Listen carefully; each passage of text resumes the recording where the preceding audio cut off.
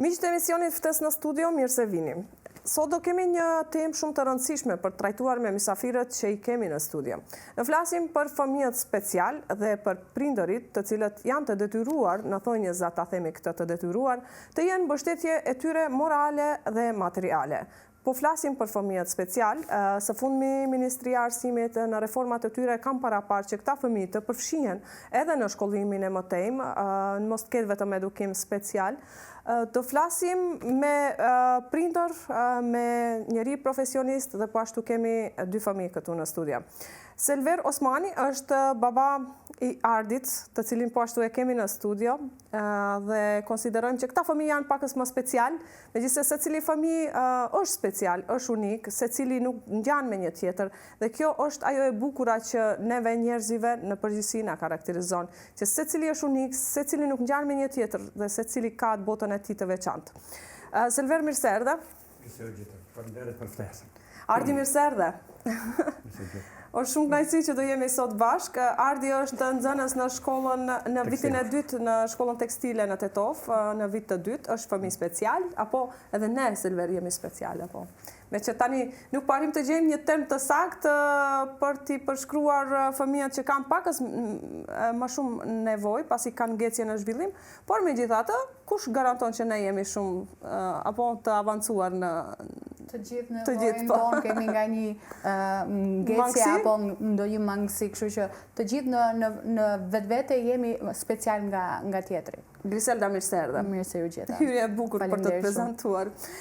Griselda është drejtoreshe e qendrës Fluturo për jetën, qendrës autizmit, dhe sot është në cilësinë ndoshta të mbështetjes dy miqve tu, prindërve, po, edhe të punës që bën. Lara është një vajzë shumë unike, mirë se erdhe Lara. A ke emocione, Lara? Nuk e din? Okej, do ta zbulojmë pastaj a kemi emocione.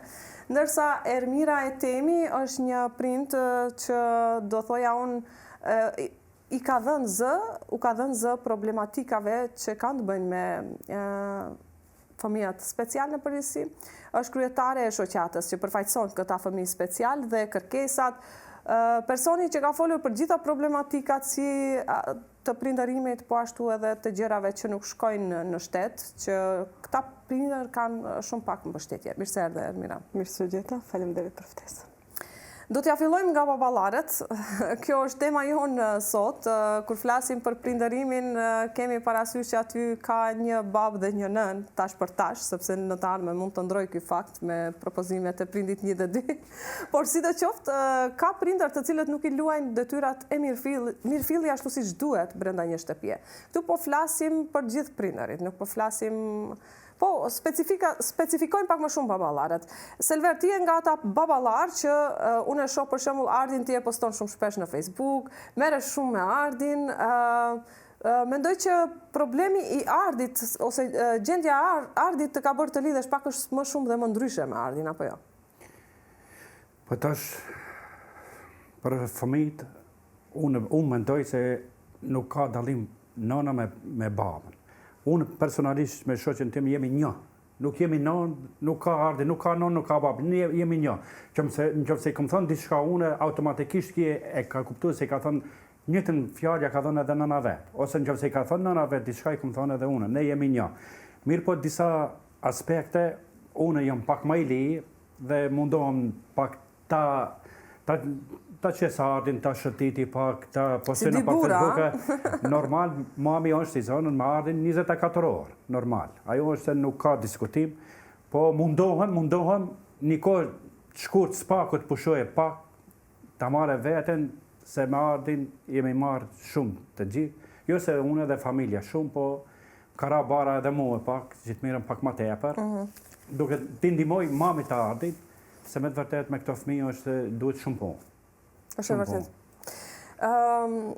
Me të marrë një diagnozë ose jo, shumica e çifteve nuk është se kanë marrëveshje, nuk është se kanë një strategji të përbashkët, si në rastin tuaj, Selver, që me bashkëshortën thoni që jeni një dhe nuk keni problem për të ndihmuar Ardin, që as jene keni të njëjtë, po jo në të gjitha çiftet kjo ndodh. Ka çiftet që e përjetojnë disi ndryshe. E para fazë është faza e akuzave, do me thënë pse doli ky fëmijë kështu, kush i ka fajet, i ka nëna, i ka baba, në vend që të fokusohen dhe të orientohen drejt ndihmesës që mund t'ia ofrojnë fëmijëve. Elda, ti besoj punon me fëmijët special edhe she lloj-lloj rastesh, she prindër që janë aty për fëmijët dhe she prindër të cilët nuk janë aty për fëmijët. Si duket kjo në sytë tuaj? Për ditë ti ballafaqohesh me fëmijët që i sjellin prindërit. Kush i sjell më shpesh dhe si qëndron kjo? Në fakt, e gjithë kjo nisën nga familja. Pasja e një diagnoze të një fëmije me probleme të ndryshme, qofshin ato nevojat e veçanta apo një problem tjetër, sigurisht që është një shtange për të gjithë familjen. Ne zakonisht kemi parë meshkujt si të fortë, por në të tilla raste jo gjithmonë ndodhen kështu. Në fakt, në qendrën tonë kemi patur shumë raste që babai është po aq prezent sa edhe nëna, por edhe në të kundërtën e kësaj. Do të thonë, i gjithë pesha asiston duke i shkuar nënës, sigurisht përgjegjësi vetëm e saj, do të thonë, sikur mundohen të heqin atë barën nga vetja për t'ia lënë vetëm nënës si përgjegjësi.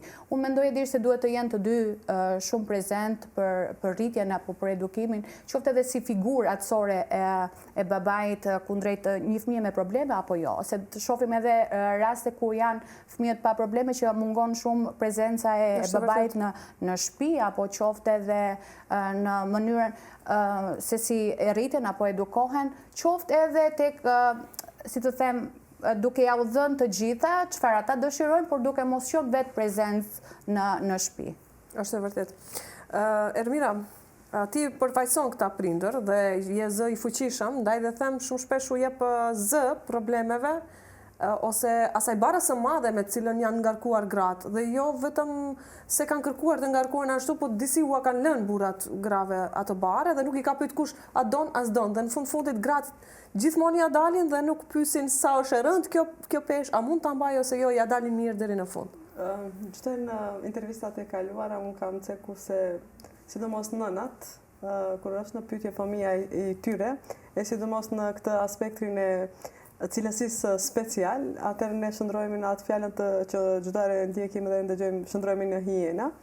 Por ka diçka se tek unë bie si barë, domethënë dy aspekte, aspekti personal dhe profesional, pasi vjen dhe nga një institucion të cilët dalin dhe burojnë ligjet e mbrojtjes sociale dhe mbrojtjes së fëmijëve, ku ato çdo herë kemi përcjell. Në ndërkohë, pjesa personale më bëri që ardha e Larës në jetë në kohë dhe lindjet e parakohshme, me ndjekjen e kësaj dhe zhvillimin e kësaj, unë të shndrohem edhe përveç kornizave të profesionit, të shndrohem edhe një nënë, e cila do të luftoj deri në fund, pavarësisht do të jem në kornizat e ligjit të mbrojtjes apo nuk do të jem, unë në çdo lloj mënyre do të gjej metodën më cilësore dhe më efikase për të rritur dhe ndjekur zhvillimin e Larës. Këtu i kam cekur edhe në intervistat e kaluara se i kam kaluar të gjitha testet e nevojshme. Tani jemi më në një fazë më të rritur, ku Lara më ka arritur domethënë të zhvillojë në aspektin përveç psikologjik dhe social, por ka arritur të zhvillojë edhe shumë më mirë aspektin fizik të saj. Falemnderim që i takon trenerëve të klubit atletik Shkëndija të fëmijëve, ku jemi edhe gati 1 vjet e gjysmë ne jemi pjesë e asaj. Aty fillova unë një herës në fakt kemi klubin e fëmijëve special që ushtron po të njëjtë trener. Ato janë në ditë jo pune, të shtunat nga 1 orë.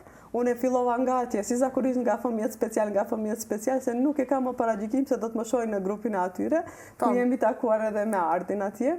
Trajnimin e parë dhe të dytin, kishte edhe disa studente nga Universiteti i Tetovës, ishin defektologe që bënin praktikën me këta fëmijë. Në ndërkohë me vlerësimin e atyre, domethënë dhe cilësinë e ushtrimeve që bëshin, trajnerët më dhanë udhëzimin se Lara nuk mund të jetë në këtë kategori, pasi i mungon edhe dokumenti cilësor bazë nga institucionet e shëndetit mental. Si që thomi në gjuhën tjetër, nuk ka kategorizim të diagnozës, nuk kemi diagnozë, edhe kaluam në 2 javët e ardhshme filluam në trajnimet e fëmijëve të rregullt. Unë jam shumë falenderuese dhe me të vërtetë ka qenë një nuk e kam prit thjesht se do të pranohet aq mirë nga gjithë fëmijët të tjerë, saqë ushtrojnë të gjithë fëmijët në normal, nga mosha 5-6 vjeçe deri moshën më të lartë, mbi 18 vjet. Po tani kemi nzi presim edhe vitin e ardhshëm të jemi mirësh ndoshta të bëjmë 10 vjet dhe të marrim edhe ama medaljen kemi filluar t'i marrim. Kjo garancia apo jo, Lara? Kjo është arsye sepse kemi vendosur këtë herë emisionin, kemi marrë në këtë emision medalje. A mund ta tregojmë, Lara, medaljen? Nga kush e ka marrë? Nga kush e ke marrë? Kjo është medalja e parë në kopshin e Larës. Po. Atje ka pas në ditën botërore me bicikleta që është, edhe në oborin e Qerdës atje ka pas gara me trotinet. Në ndërkohë kjo atëherës ka qenë në vendin e parë me trotinetin. Bravo! Nga edukatorja Eminja dhe Ermira, kishin darë, do me thënë, në organizimi i Qerdës edhe nga anaja drejtoreshës, çdo herë unë jam falenderuese dhe mirënjohëse për punën që kanë bërë. Kur shkoj pas orarit të punës të marrë vajzën në Qerdë dhe vajza më del me këtë medaljonin se e kish fituar vendin e parë.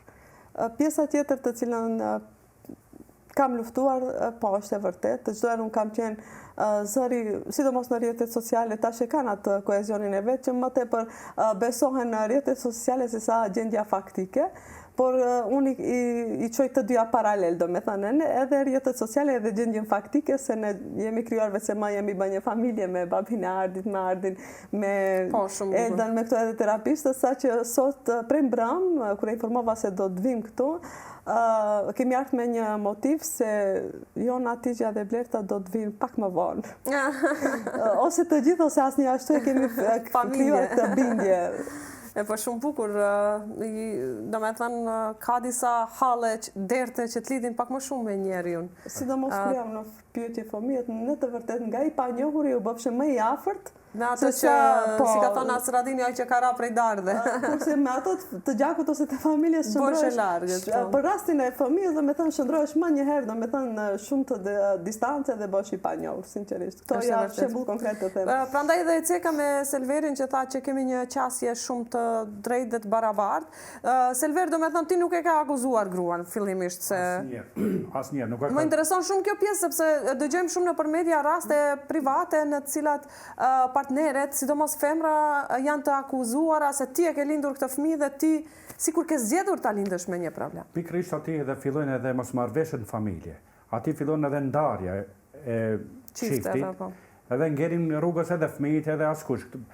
Këto në atë moment duhet t'u japësh më shumë përkraje, merresh me ata, përkundrazi, këtu vin momenti është i parë që largohet, si zakonisht largohet në shumë të në rasteve, për fat keq largohen burrat.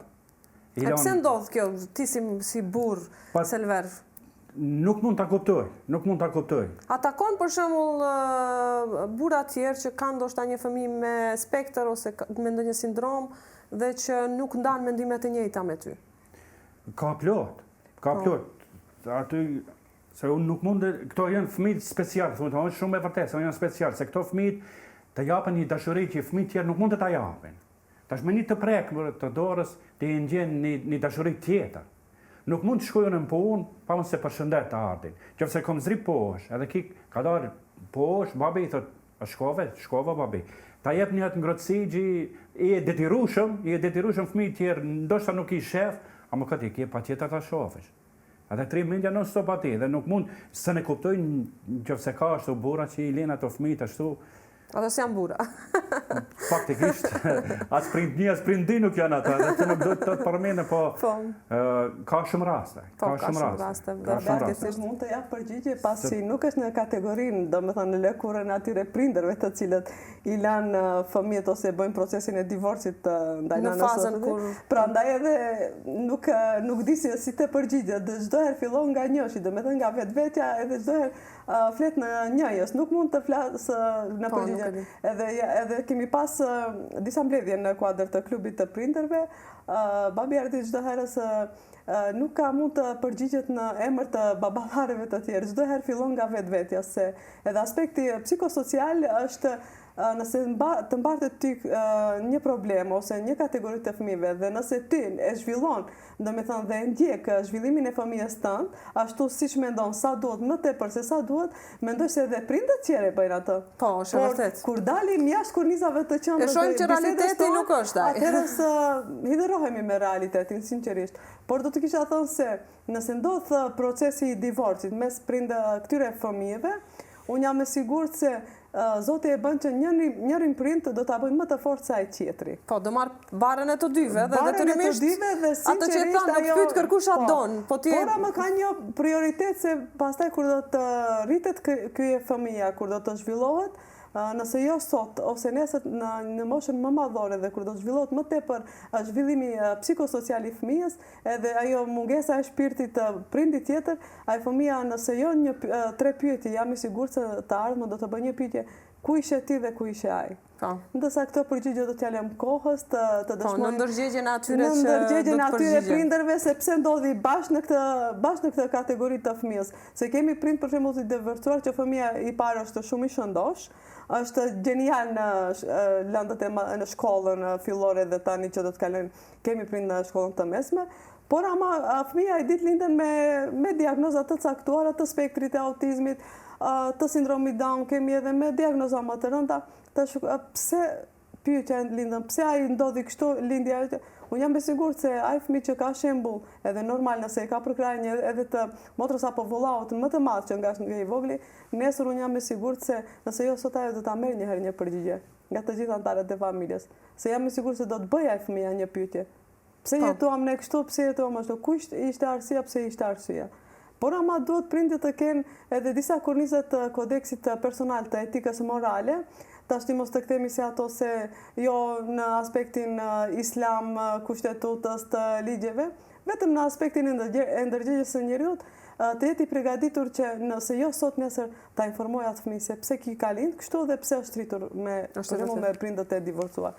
Dhe unë përkrah të gjitha, ose ato nënat, ose ato baballarët të cilët... Ne nënat i përkrajmë, se... Dhe i përgëzojmë baballarët që... Tani në krahun e Selverit unë pak do të zbusat situatën e feminizmit edhe do të përkrah. Kemi aq drama, se kemi edhe baballarët. Kemi baballarët. Disa tema ishte për baballarët. Baballarët kjo nuk është. Pasi është edhe antar i klubit të prindërve me gjithë. Në fakt ju njihni pak më shumë baballarë që... Ne kemi edhe prindë... Po, edhe të tjerë. Po, Jona më përmendi që kishte shumë. Kishin dëshirë që të vinin. Ishin të gatshëm të vinin, po shkaku i studios, po. Ne do ta vazhdojmë si temë këtë temën që veç e kemi filluar sot. Do vazhdoj që të flasin të gjithë baballarët, që të jenë motive edhe për ata baballarë që moralisht nuk ndihen ndoshta edhe në psikikisht nuk ndihen gati të bëjnë mbështetje, për t'ju thënë që nuk janë të vetmit, sepse sindromat edhe spektri janë këtu tashmë dhe ne po ballafaqohemi me të, po një e dim që këta prindër gjithnjë bëhen më të fortë se sa gjithë tjerët. Shpesh më pyesin çfarë emocione keti kur dalish ose e poston ardhin ose kur del në emisione diçka. Tam nuk mund të ta shpjegoj se nuk e ndjen ti atë. Atë emocionin tim nuk e ndjen. Po diçka, thash, diçka në fillim thash vështirësohet frimarja. Merr frim pak marron. Po nga thot edhe ritmi i zemrës fillon shpejtohet. Edhe kur e di se je për i bën shtypja, kur i bën shtypja fillon gjersitesh, i bën këtë temperaturë. Po kur i prek ato gjerzat ato janë të ftohta. E atësën nuk ka shansa askush t'ja spjegojsh pa mos e përjetu. Ato gjerzat ke temperaturë vrutshme brenda në shpirt, ato gjerzat janë të ftohta, kjo është. Elda, do kthehem sërish te ti për të na përshkruar pakës më detajisht, domethënë punën me fëmijët, edhe një herë fokusin prapë do ta mbajmë te baballarët, domethënë. Ti kur bisedon me prindërit që u raporton në lidhje me rezultatin e fëmijës, si e ndjen më të afërt komunikimin me kur është një baba dhe kur është një nënë? A ka dallim? Sigurisht që... Atë kupton një nënë më mirë.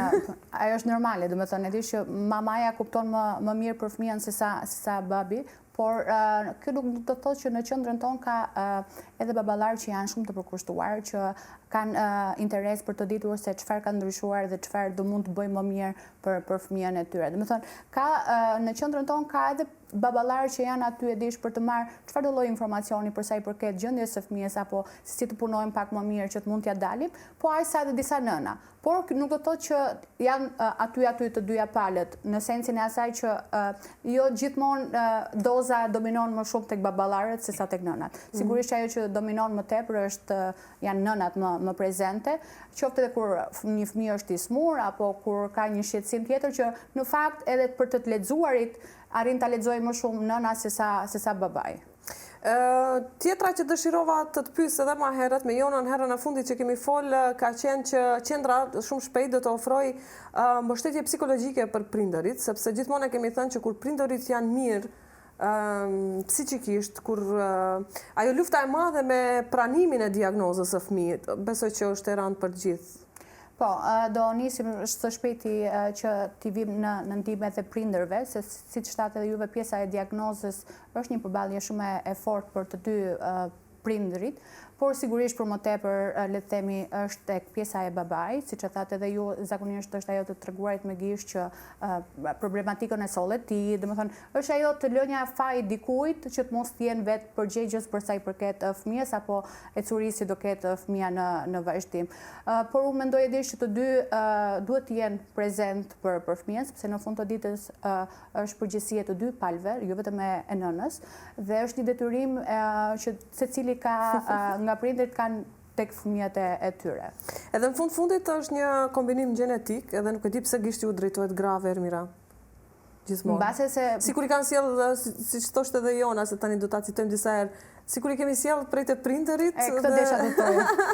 Nuk e di pse. Dhe sikur ne vetë kemi zgjedhur që të jenë ashtu. Ende mos socializimi, domethënë edhe mos informimi i të gjitha shoqërisë, i gjithë shoqërisë. Këtu kur themi për etiketimet, duke filluar nga vjehra, kushërit e afërt, nuk do të mund të flas në emër të kushërit e gjerëve.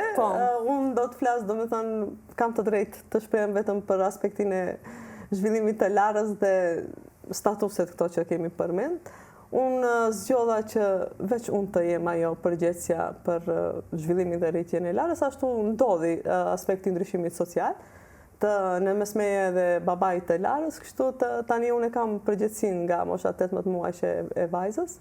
Unë këto etiketime i ndëgjoj, domethënë nga shoqëria tjetër edhe nga nënat. Ti në shtëpi vetë personalisht i ke dëgjuar? Unë jetoj me babin, me mamin tim, edhe me vllaun, edhe me nusën e vllaut, ku një mbështetje pa rezervë, kam cituar edhe në intervistën e kaluar, mbështetje pa rezervë kam nga nusja e vllaut, edhe thënjes të cilës i qëndrova dhe Zoti nëse ndihmon do të bekohesh. Ajo, unë kam pas edhe një operacion shëndetësor të cilën 7-8 muajshe unë nuk mundesha të lëviz.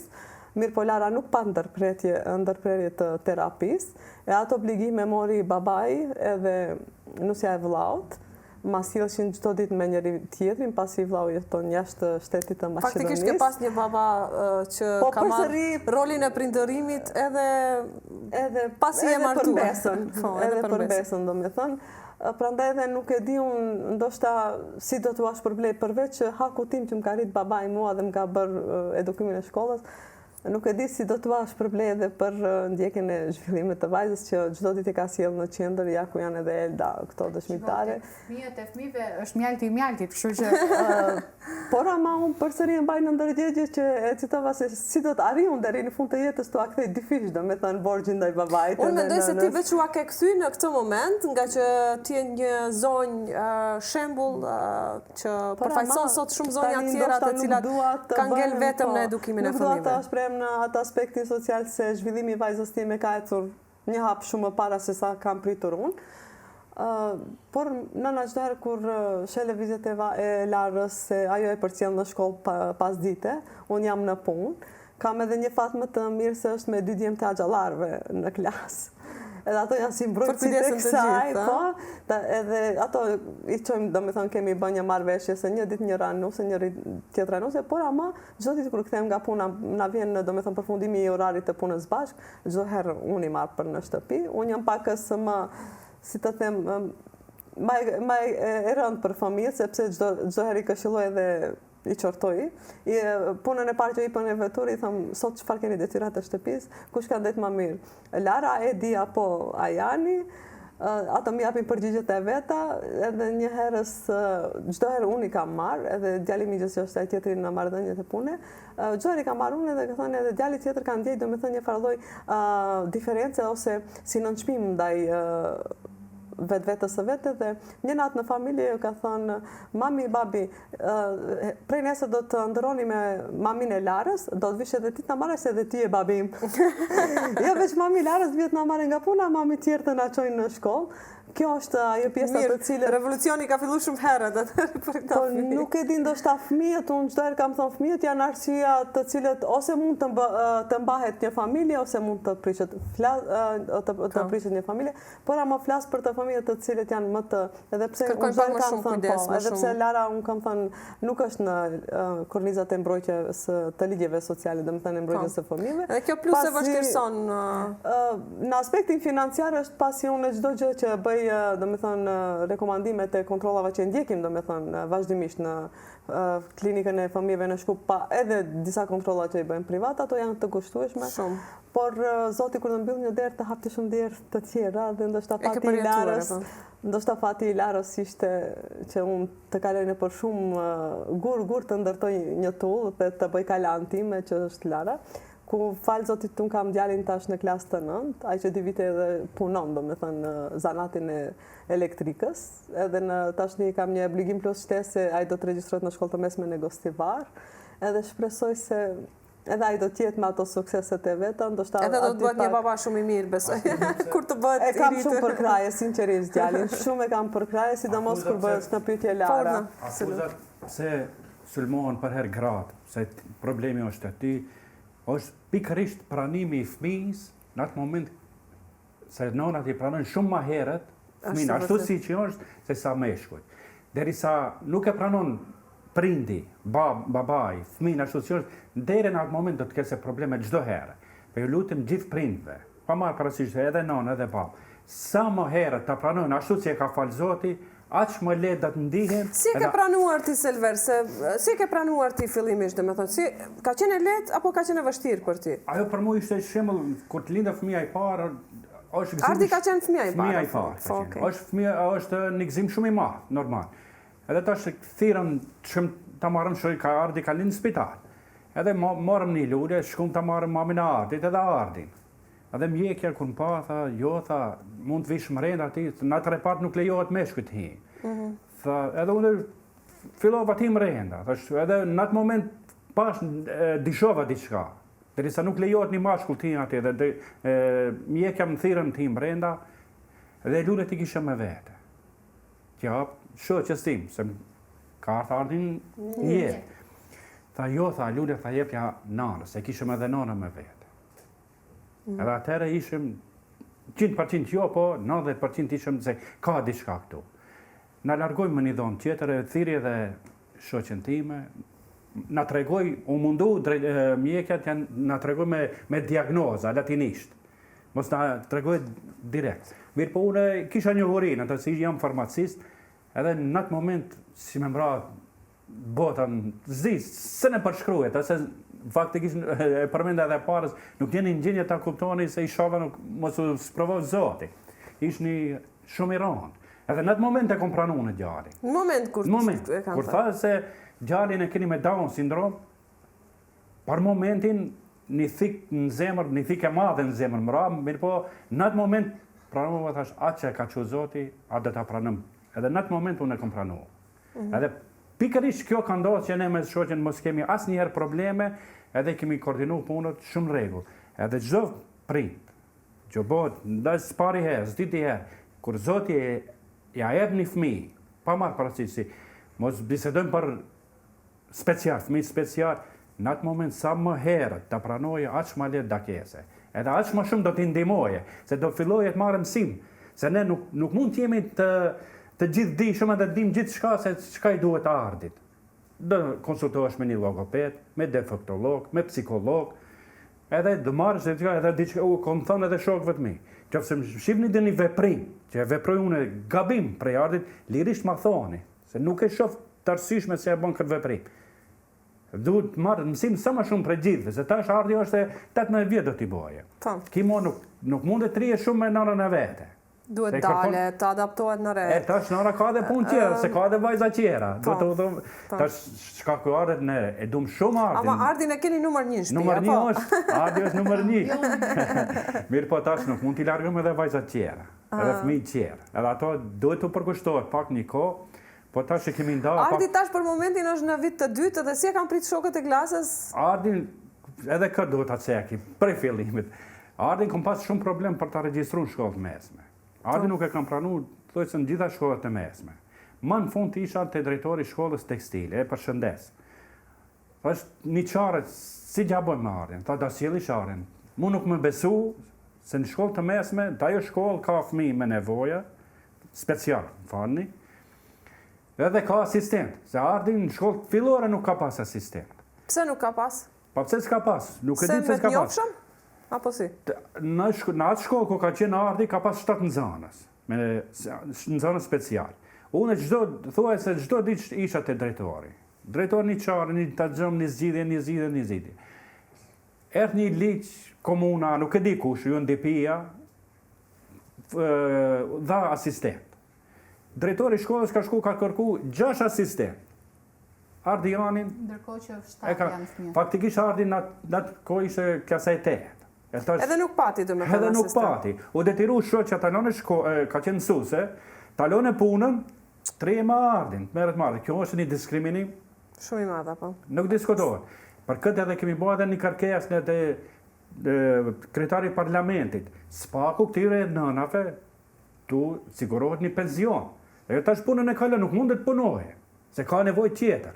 Nevojat financiare janë shumë të mëdha? Nuk diskutohet.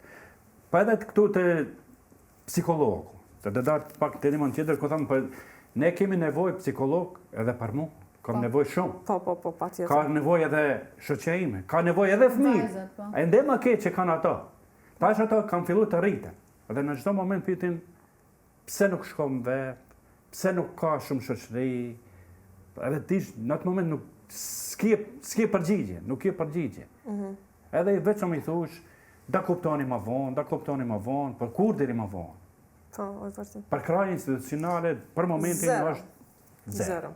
Pastaj, shkolla e mesme tregove më herët që ka qenë një sfidë më vete, sepse ky shtet ta sjell një ligj, për shembull që ti detyrimisht duhet ta çosh në shkollë të mesme fëmijën, dhe nëse nuk e dërgon ti penalizohesh me pare, me shumë materiale. 1200 euro viti. Po, a ka ana tjetër ti nuk mund ta çosh sepse ai ka kërkesa shtesë. Një nuk ta pranon drejtori i shkollës. Jo drejtori, drejtoria komplekse, nuk mund të akuzoj vetëm drejtorin. Se s'ka kushe, jo se edhe nuk donë t'i pranoj këto fëmijë, po për këto fëmijë kanë nevojë asistent. Vetëm punë ka bërë drejtori i shkollës tekstile. Tash Ardi ka asistent? Ka asistent. Çdo vit drejtori organizon pushim, një ekskursion. Vjet ishim në Durrës, si vjet ishim tash kemi ardhur nga Ulqini. Edhe Ardi ka qenë në ekskursion? Ardi me gjithë fëmijët e asaj shkollës me nevoja. Veçanta kanë qenë së bashku me prindët, pa pagesë, pa asgjë. Shumë mirë. Kjo duhet drejtorët tjerë ta marrin si shembull këtë drejtorët punojnë se çdo vit kur është regjistruar Ardi ka pas 2 veta në shkollën tekstile me nevoja. U regjistrua Ardi u bë dini janë regjistruar Ardi edhe një tjetër u bën 4. Si vjet janë regjistruar edhe 7. Domethënë çdo vit. Se kanë dëgjuar se aty trajtohen mirë fëmijët. Çdo vit. E po tash se ne bëjmë në shkollë për personat special. Do çdo shkollë të pranojë spaku ka 2, ka 3. Domethënë shkolla tjera nuk i pranojnë këto fëmijë. Nuk ka asnjë. Mund ta vërtetoni kur doni. Shkollë medicinë, shkoni në gjimnaz, shkoni ku të doni. Domethënë momentalisht vetëm shkolla tekstile. Ka gjimnazi, ka nxënës me nevoja fizike. Qalon me këmbën, me autizëm, me Down syndrom, nuk kanë asnjë. E keni vërtetuar këtë gjë apo jo? Kur të doni e vërtetëm prapë. Elda, puna me këta fëmijë është, ju e dini më mirë, ne nuk kemi kontakte përditshëm, por çfarë ti do t'ju thoje rrethit ose ndoshta që këta fëmijë të kenë shok, e ceku zotëri Selveri për Ardin që ka mungesë shoqërie, çfarë do ju kishte thënë? Si t'u qasemi që t'i bëjmë shok? që ti kyqin pakës më letë në rreth? Në fakt, këta fëmijë, duke ndikur terapinë, sigurisht që bëhen më sociale dhe për ambientet të tjera. Ti një kohë gjatë e ke përcjell për shembull Ardin. Ardin e ke shokë, po, Ardin, por nuk jam e preferuara, se vazhdon të ketë më të preferuar jonën, por gjithsesi shkoj mirë, le të themi. Ardi për shembull në fillim fare kur ka ardhur në qendër, normalisht ka qenë ndër fëmijët më të mëdhenj që kemi patur në qendër. Neve kemi një moshë deri në 12 vjeç që fëmijët frekuentojnë terapinë në qendrën tonë dhe më pas e dish përfundon pjesa e programit sepse dish fëmijët duhet në fakt të kenë një shkollë për adoleshentët që në fakt kjo mungon. Që nuk është më në nuk ka koherencë deri në fund të përcjellen këta fëmijë. Tash më po insistojmë me që Ardi ka shkuar në shkollë, besoj që edhe në fakultet do ketë, mendoj që tani po merret shteti seriozisht dhe po bën ligje që këta fëmijë të përfshihen deri në fund. Një nxënës se ka me Down syndrom e ka studiu gjuhë të letërsi maqedone, më duket në Universitetin e Tetovës, e njoh ato personalisht se babën asaj kam koleg. Është Down syndrom dhe ka kriju fakultetin gjuhë dhe letërsi maqedone në Universitetin e Tetovës e vetmja. E vetmja, po jo. Që do të thotë, nëse punohet, qoftë nga ana terapisë që në fillim dhe nga ana e shkollës edhe mësuesve speciale që i kanë në për shkolla, e dish sigurisht që këta fëmijë mundet t'ja dalin. Për sa i përket të pjesës së socializimit, sigurisht që duhet të jenë më të mirë kuptuar, por sigurisht që një punë të madhe duhet ta bëjnë edhe prindërit që i kanë fëmijët pa probleme në shtëpi, që duhet punojnë që t'i qasen edhe këtyre fëmijëve dhe t'i trajtojnë njësoj si fëmijët e tjerë, sepse kanë tendencën duke i larguar, domethënë duke i tërhequr fëmijët. Duke i parë si të rrezikshëm. Gjithmonë ka qenë kjo tendenca, domethënë duhet fillimisht të bëhet punë me fëmijët që janë pa probleme që të mundet t'i pranojnë këta. Po inkluzioni si duket në përgjithësi nga këndvështrimi yt që është para shkolla? Në për shkolla? Shiko, në momentin që fëmijët kanë një mësuese ndihmëse, sigurisht që unë jam pro inkluzionit, por edhe qasjes që duhet kenë edhe fëmijët e tjerë apo edhe mësuesja tjetër që nuk është mësuesja e fëmijës në klasë. Emira, në përgjithësi ti mund të na thuash diçka për inkluzionin? Si duket në praktik? Po nuk e di tash, unë shumë pa kontakte kam, domethënë me prindët të cilët kanë fëmijë, domethënë në shkollat fillore. Se si janë prit, më intereson kjo pjesa, edhe kjo që e thotë. Unë kam pas një rast rastisht tek shkolla tekstile. Që mos i shojmë rrezik këta fëmijë. Po, edhe në një shkollë fillore. Nga ana e prindërve të tjerë, tash ti nuk ishte pika e cakut, domethënë fëmia ose prindi, ishte asistentja e cila dilte pritte fëmijën para derës së shkollës dhe unë dëgjoj nga disa nëna thonë, ja kjo mësuesja veç ka ardhur të mirët veç për një 2-3 orë me këtë fëmijën special. Kjo fillon domethënë nga gjenesa, çdo herë kam thënë. Problemet si edukator, si të edukimit profesional, personal, fillon nga vetë karakteri personal, ne nuk mund të ndryshojmë ato, por duhet çdo herë t'ua bëjmë dije se nuk është ajo si thonë, si mendoni se është kështu, dhe të lënë të gjitha anashve këto paragjykimet, por përsëri do të them në pjesën e parë se njeriu pa mos pas në shpirtin e vet nuk mund të kuptojë lëkurën e të tjetrit. Mësimi inkluziv ka pasur rezultate pozitive, por ama kemi vështirësi, gjë që edhe unë e kam kaluar tek vlerësimet, edhe ndarja e mësuesve. Asistent, kjo gjë është pak nuk e di tash, nuk janë kompetencat e mia, pasi kemi ministrinë të cilët merren për këto, por në aspektin personal janë vështirë përqasjen terminet të vazhdueshme, sidomos në pushimet e verës, që gati një muaj pushimet kolektive fillojnë edhe atëherë gjithë administratat dhe gjithë institucionet bijem në kolaps shkaku i pushimeve, por harrojmë se këta fëmijë nuk dinë çfarë është pushimi kolektiv, çfarë është pushimi vjetor ose pushimi mjekësor i prindërve. Këta çdo herë duhet të jenë në vazhdueshmëri të ndjekjes. Prandaj edhe ndoshta unë në shkollën time në fshatin ku jetojmë, edhe pse kërkova të kem një mësues asistent, mirë po numri i vogël i shkaku të emigrimit të familjeve, nga koha që të cilën nuk kam qenë në shkollën fillore, kemi qenë 32 nxënës në një klasë, tash Lara janë vetëm 11 fëmijë ose 12. Për cilin fshat flasim? Në fshatin Pallaticit, komunës së Zhelinës, ku jemi në një numër i vogël aty, por ka diçka se me nënat e grupit, unë them mos harroni nëna se ju në këtë klasë jeni nuset e kësaj shtëpi, unë jam bidhe, kam më të letë shfaqen ndaj baballarëve tjerë, ku për gjithë bashkëtarët kam shumë një mirënjohje të veçantë se jo se unë jam, por jam ai tipit të cilën e kam përcjell mesazhin që nga fillimi se unë jam kjo dhe vajza ime është kjo, por jo në atë aspektin publik të shpalli me punët e mia dhe zhvillimin e vajzës në klasën, ku fati ka ndodhur që kujdestarit jetë më në gjeneratën e fundit të klasës fillore, që kemi pas edhe kujdestar në shkollën tonë atër kur kemi qenë. Fëmijët tjerë kam pritë shumë mirë, saqë pa ditën e martë kishim në vizitë shqyrtimit sistematik të stomatologëve të Dhëmbët këtu në dispanzerin e klinikës në Tetov, dhe nga aty gjithë nënat patën respektin, vizituam edhe ekspozitën që e patëm të hapur tek shtëpia e Europës. Pastaj pjesën tonë personale e vazhduam ashtu si që kemi traditën e nënat. Zhvillimi tjetër që me të vërtet më ka ndihmuar edhe të nesërmën në fakt, kishim edhe vaksinimin e fëmijëve, mirë po atje i bëjmë në komunën e Zherinës, në shtëpinë e shëndetit publik. Mjekja sa e nxori bluzën Lara që ta kontrolloi, ta kjo vajzë shkon në atletik tash nga din, e njofta nga struktura e trupit. Ama Lara din edhe vjesha më duket. Kemi mësuar, kemi vjeshën. Të përzemërt nuk e di pse ndoshta pakës edhe nga prejardhja e mamit që jemi nga qaja e kuksit, çdo herë don ditën e flamurit. Nuk e di, e ka bërë edhe për më shumë e din, po domethënë tash e ka përveçuar edhe më bukur. E ka qenë flamurin apo e don? Çdo gjë që bëjmë përveç simbolit të fluturës, saqë kisha një bluzë speciale me flutur që kam pas në konferencën e vitit të kaluar, por isha në punë, edhe pse mos harroj të citoj, kam shumë falënderim dhe mirënjohje për të gjithë udhëheqësit e institucionit të ku vi, kam pas çdo herë konsiderat për daljet e mia ko pas kohe, vetëm se kur ju kam thënë se është në pyetje Lara dhe më nuk ka pas nevojë të arsyetohem më shumë se ku do shkoj, si do shkoj. Kam pas edhe vlerësimet që i bëm, domethënë ndjeket to se vim në institucionet të shëndetit me ndal këtu në Shkup ose në zhvillimit në të folur.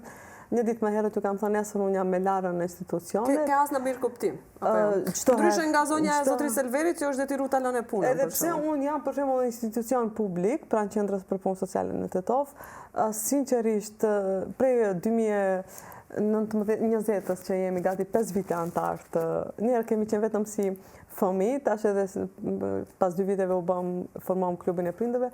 Çdo herë pavarësisht kush ka qenë nga udhëheqësit, ose nga pala Maqedonse ose nga palët tona, drejtorit, unë çdo herë kam pas mirë kuptim, edhe vazhdoj të kem une për krajën, si më nderojnë po ashtu edhe në pjesëmarrjen e ardhën të ekspozitave, temave që bëjmë.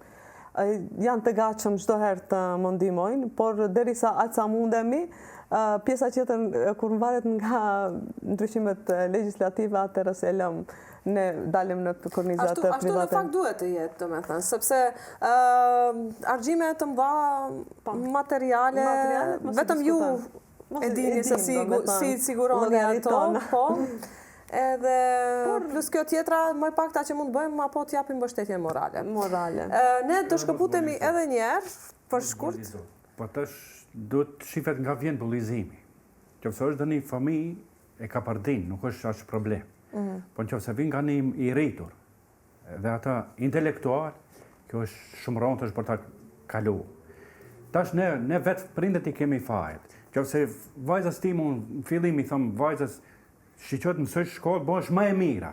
Faktikisht unë e kom bëllizu fëmijë tjerë, se tash vajza do mundohet të bëhet më e mirë. Kur i marrë notat më të mira se tjetër dhe automatikisht vajza ime do ta bullizojë tjetrën se ja unë do t'i krenohet, unë jam më e mirë se ti. Kjo është bullizim. Pa diskutim hiç. Po ka edhe një gjë tjetër. Nëse bullizimi është unë ashtu e kuptoj. Lëndimin që e merr, ke pas një mos marrëveshje me dekan edhe ka një lëndim. Ai lëndimi të shërohet. Mirë po nëse të ka lënduar në shpirt, ajo nuk ngelen çdo herë. Për ata unë kom kategorizu bullizimin krim i rëndë shumë. A e ndjen Ardin bullizimin? Shumë. Si reagon në ato raste? Dompete. Sa të kaloj një kohë, të largohet ai personi edhe dompete, pse e tha këtë? Edhe nuk kam përgjigje. I tham ti mirë je babai, ai nuk është mirë. S'kam koment tjetër. Nuk kam përgjigje tjetër. Edhe i kupton, çdo gjë kupton. Tash kur dalëm prej këtu do shkoj të kallzoj mamit vet, Qofse nuk e shef emisionin, e kemi bërë këtë, kemi folë, gjithë i di. Edhe ta është ti në prezencë ti, bullizojsh, se di, është shumë rëndë. Për atë thashtë se në qofse është do një fëmi, bullizimi vinë do një fëmi e bullizon, da kalojsh. Ama kur bullizon njeriu i rritur, përbes kjo s'falet. Ermira, për fund, ke ndjerë raste bullizimit vajzës në shkollë, ose me sa e kuptova ti e ke krejtës në regull, sepse ke shumë për graja dhe... Ndoshta thash disa prioritete që janë nga ana e Zotit.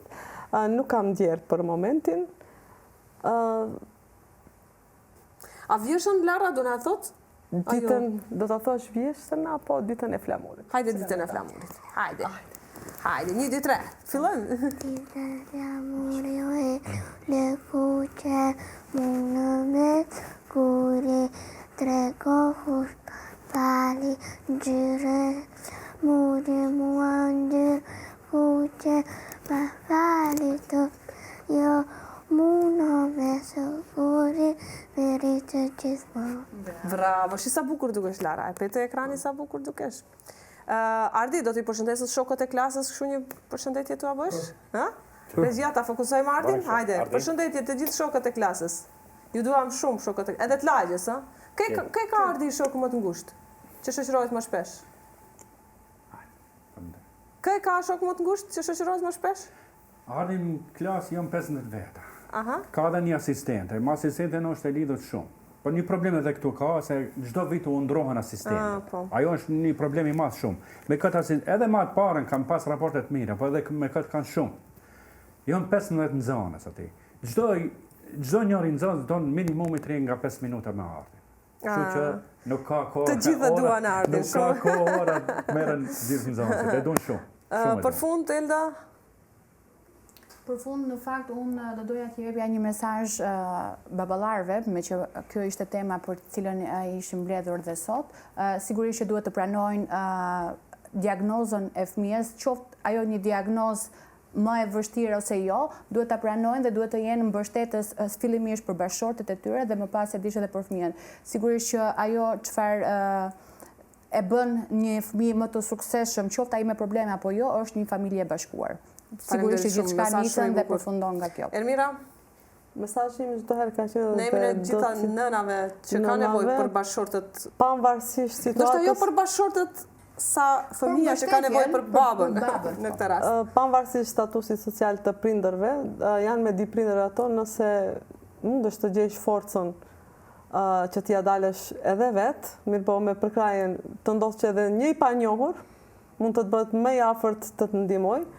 Dhe i njohurit të bëhet i largët. I largët, mos u dorëzoni, se në të gjitha fatkeqësitë ka Zoti shpërblimet, ajo të cilën e kam përjetuar edhe unë. Jam falendëruese së pari ndaj Zotit që pas një shëndeti që të rënd që kisha një diagnoze të shëndetit, unë ngrita përsëri në këmbë dhe atëherë fillova shumë më mirë zhvillimin e Larës, por faleminderimit përsëri unë do t'i të kthem në të kaluarën nga edukatorët e Larës, zonjën Emine dhe Ermirën, dhe aktualisht kemi, domethënë, antarësimin që jemi të klubit të shkëndijës të atletikës, trajnerët e Larës, të cilët me të vërtet janë të kujdesshëm në gjatë trajnimeve dhe ushtrimeve, por ama dhe falenderim për fëmijët të tjerë të cilët sinqerisht din të sillen, domethënë, karshi i Larës.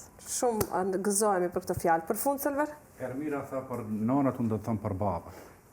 Mos se mendoni asnjëherë zametin, por mendoni rahmetin. Shpërblimi do të vjen patjetër. Faleminderit shumë që ishit me ne, unë s'kam qashtoj bas gjithë këtyre që thatë, ju i keni nga përvoja tuaja personale. Sigurisht këtë emision e bëm për gjithë ata prindër që janë pa mbështetje për momentin dhe janë të dorëzuar. Ja, keni prindër të cilët kanë zgjedhur të pranojnë diagnozat dhe të luftojnë dhe të bëhen krah edhe prindërve të tjerë të cilët kanë nevojë për mbështetje. Klubet e tyre janë të hapura për gjithë prindërit, kështu që nëse keni interesim, kontaktoni edhe pse jo mbas edhe të pini kafe dhe të konsultoheni në lidhje me mënyrën se si arrin t'ia dalin çdo ditë. E dim që është e vështirë, por rëndësi ka që ja dalin. Faleminderit shumë që na ndoqët, mirupafshim në emisionin e radhës.